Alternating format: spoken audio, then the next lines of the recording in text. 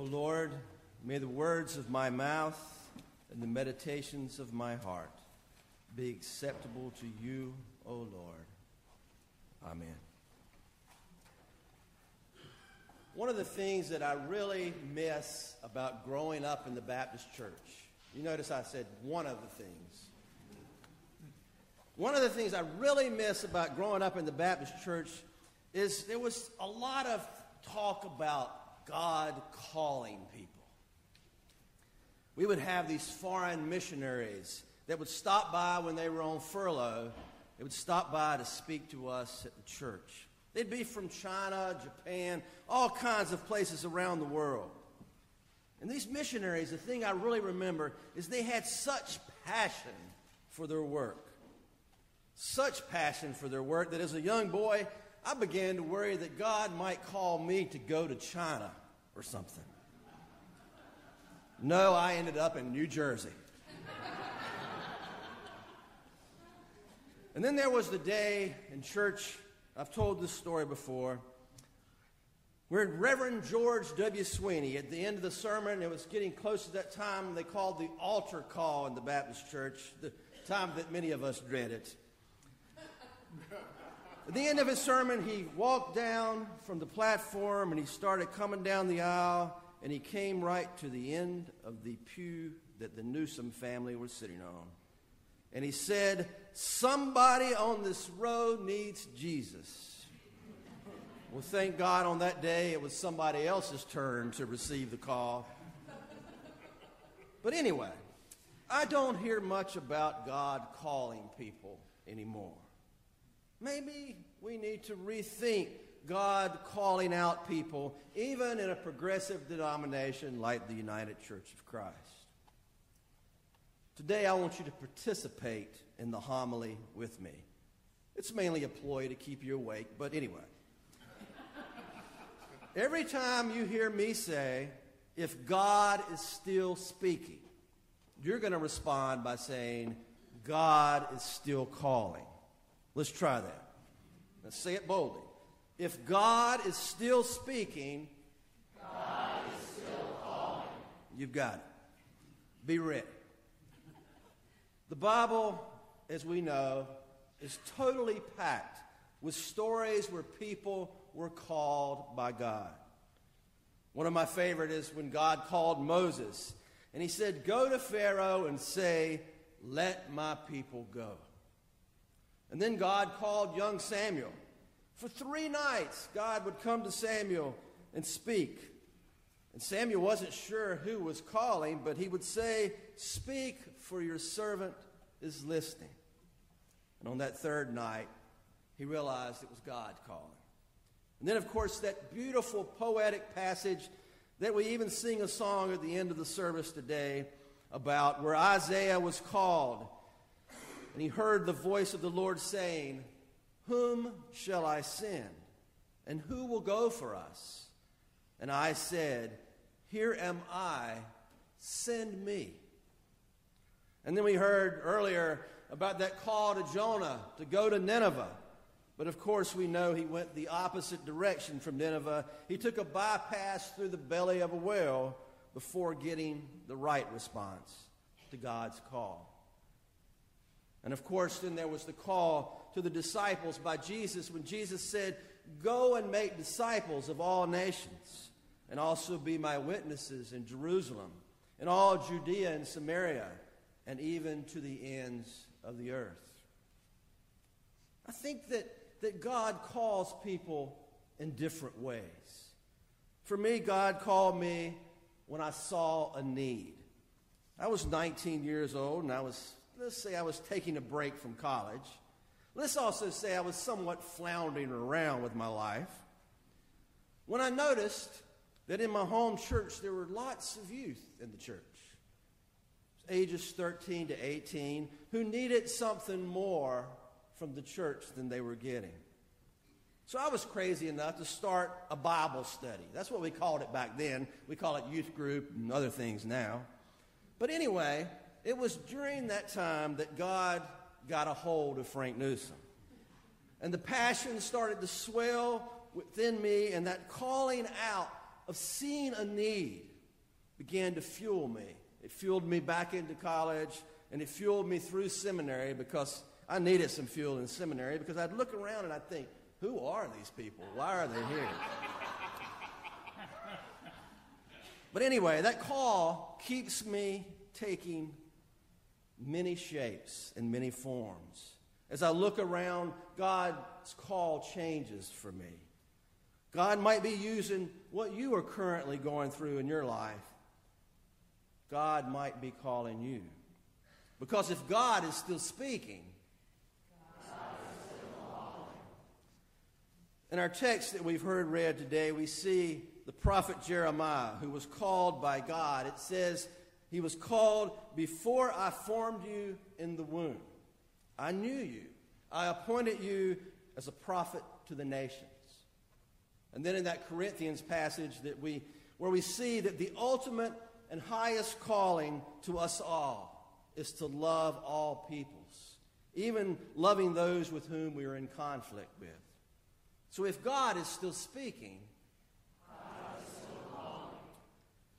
As we take a closer look at Jeremiah's call and our call to love all, Jeremiah, we see, like Moses and Jonah, when Jeremiah was called, begins to make excuses. I'm only a boy. I don't know how to speak in front of people. A theologian by the name of George Martin came up with a little humorous situation when he said, imagine Jeremiah being a candidate to be the next pastor of your church, Union Congregational. If asked for his qualifications to serve as pastor or preacher, he would say that he was chosen in the womb for this opportunity.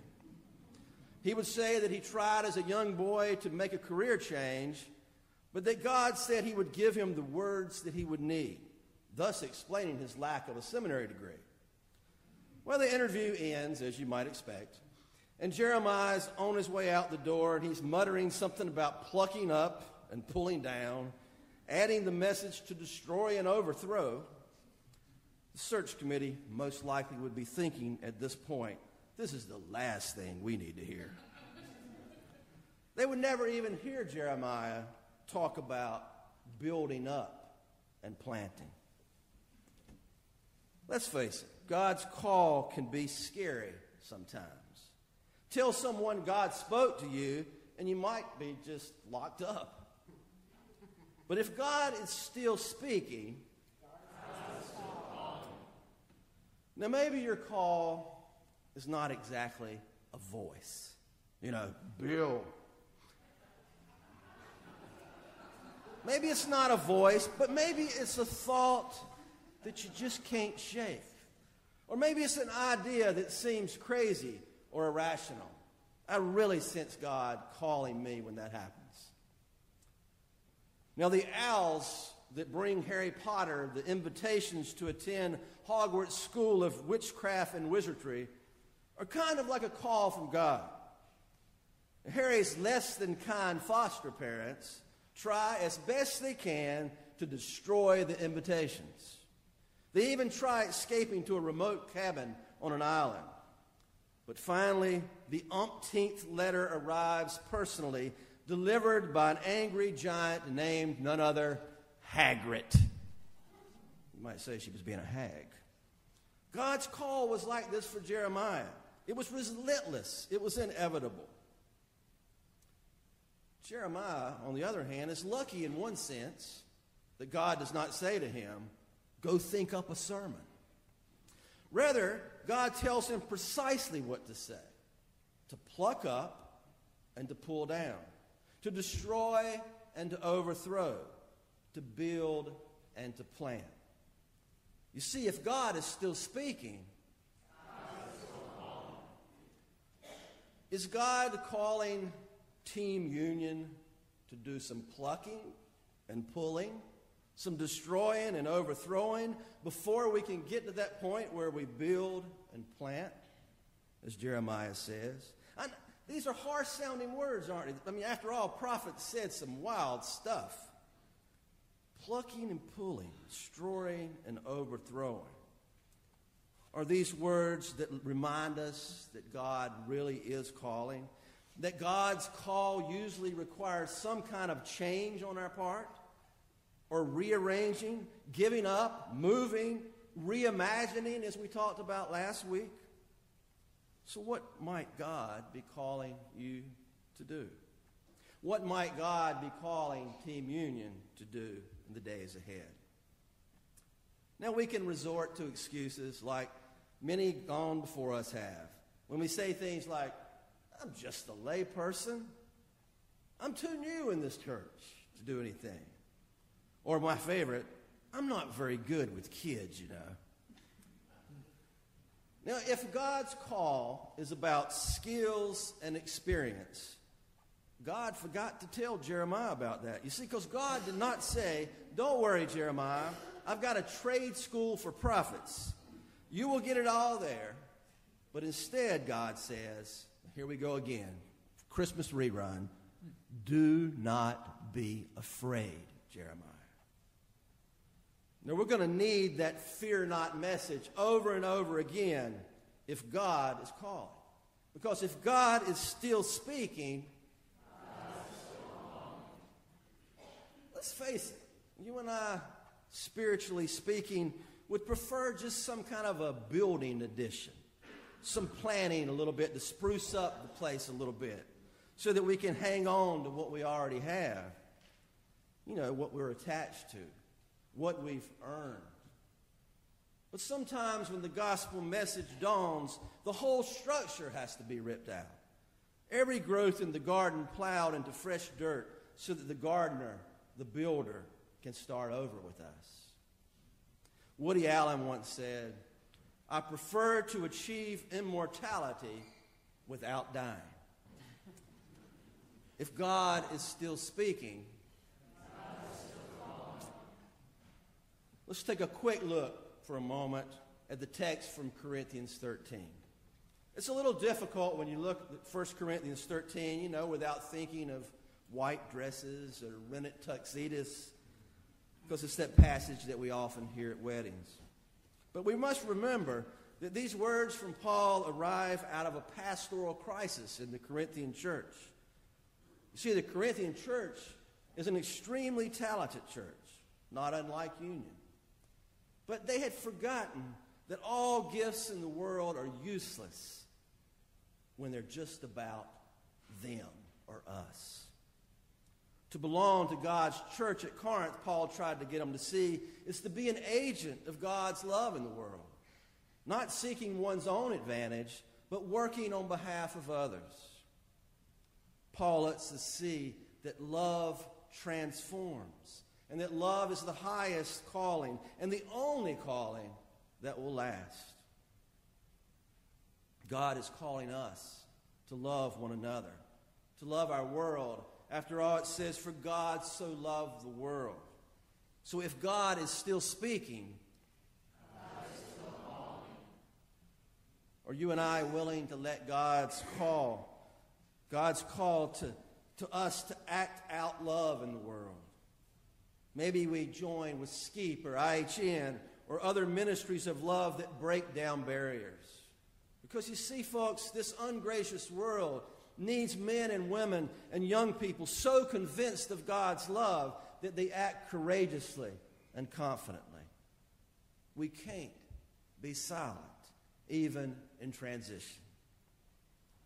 As a lead-in to the whole United Church of Christ Still Speaking campaign, there was a great quote by John Robinson when he said this: "Do not cling to where Luther and Calvin have brought us, for God hath more truth and light to break forth from his holy word." A comma we talk about in the United Church of Christ instead of a period. A comma that invites us to believe that God speaks through other people, through nature, through music, through art, through theorems, the Bible, and in so many other ways. Because if God is still speaking, oh, the calling of God. Pluck up and pull down. Destroy and overthrow. And after that, some building and planting. God calls us to that. God calls us to love all God's children. Because you see, God's mission is not yet accomplished at Union Congregational Church. God's mission is not yet accomplished in this world. So God keeps calling. God is calling you. God is calling me. Because if God is still speaking, God is still calling.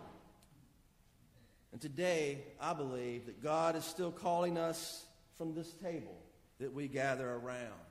God is calling us in love, a love that was freely given for all of us, reminding us that the call that we have is to also be broken for others as Jesus was broken, and is also to be poured out for others as Jesus was poured out. So let us hear the message of this table today. Let it pierce our minds and our hearts, because if God is still speaking, God is still calling. And you and I, let us listen. Let us listen as we gather around this table today, because God is still speaking. Amen.